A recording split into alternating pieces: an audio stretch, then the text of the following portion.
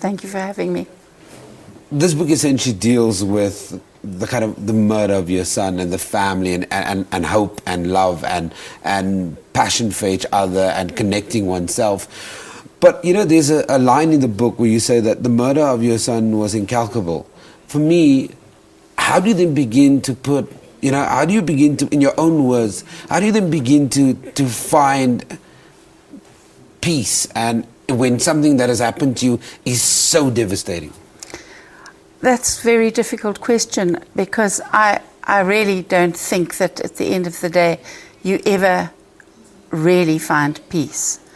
It's there forever. It doesn't go away.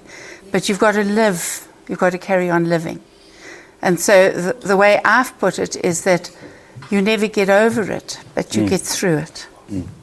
You have so many questions, and that initial moment from the time that you got the phone call from Alan, and then there's this process and the words running through your head, and you talk about being paralyzed in your mind, and then you travel and you see this police and all of these things, and there's just so much going on, and you've got all these questions. Did you ever find answers to those questions?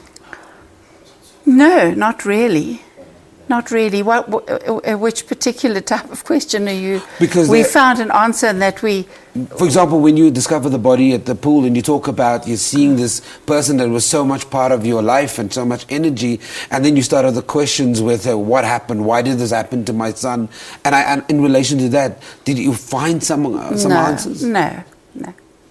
I don't think so. I don't think there's an answer to that.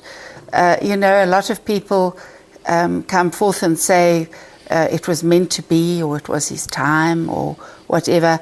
I can't deal with that, because he was a wonderful father of 3 little children.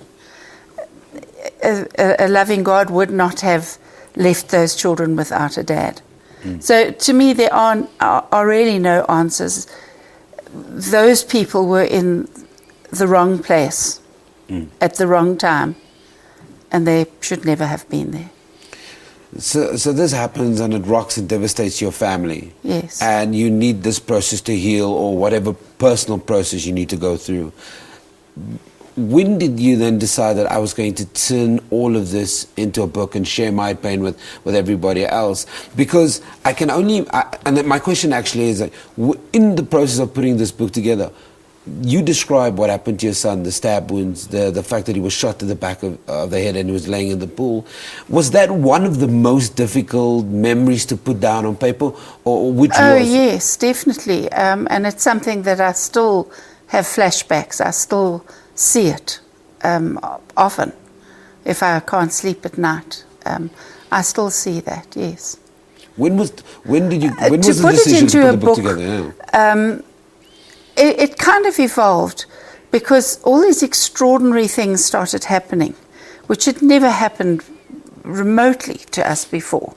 And I started recording them because I didn't want to forget them more than any other reason. And then the development of the Mike Thomson Trust started, and that in itself I felt was an extraordinary story.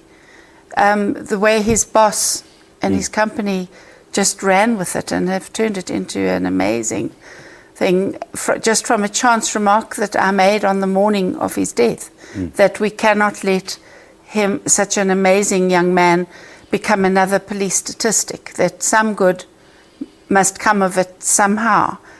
But to be honest, I didn't have a clue, where we would even start. And Stan Lorge, his boss, straight away said, we'll form the Mike Thomson Trust and we'll link it to our Change Your Life program. And it went from there. And I just thought that in itself was a story that needed to be told. And so I had recorded stuff. I started putting it together. And I do believe that Mike guided me to write the book, that he wanted me to. Because, there's an interesting experience that you have, because Lorna, Mike's wife, had experience with a necklace and papers related to the son, Nick. You had an incident on your own. I think Sarah was in your company. You asked Sarah about it. But there was an incident related to his ID. Yes. Was that the moment that you said, I needed to go see a medium? Or were you always open to mediums? No, I wasn't.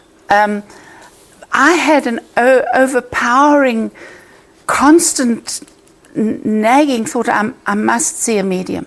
I need to see a medium. But I didn't know even where to find one. The various things that were happening made me think, Mike is trying to contact us, but the one that really decided me, he's asking me, is when I went into the office and I found his death certificate on my laptop. Now, when I got it, it was a horrible black piece of paper. I put it in the envelope it came in a drawer under stuff. I never wanted to take it out again. I certainly didn't take it out. What is the journey, very quickly, that you want people, if they're going to pick up this book, what is the journey you want them to experience? I want them to not be afraid of making contact, because I believe that when your loved ones pass, they actually do want to make contact with you.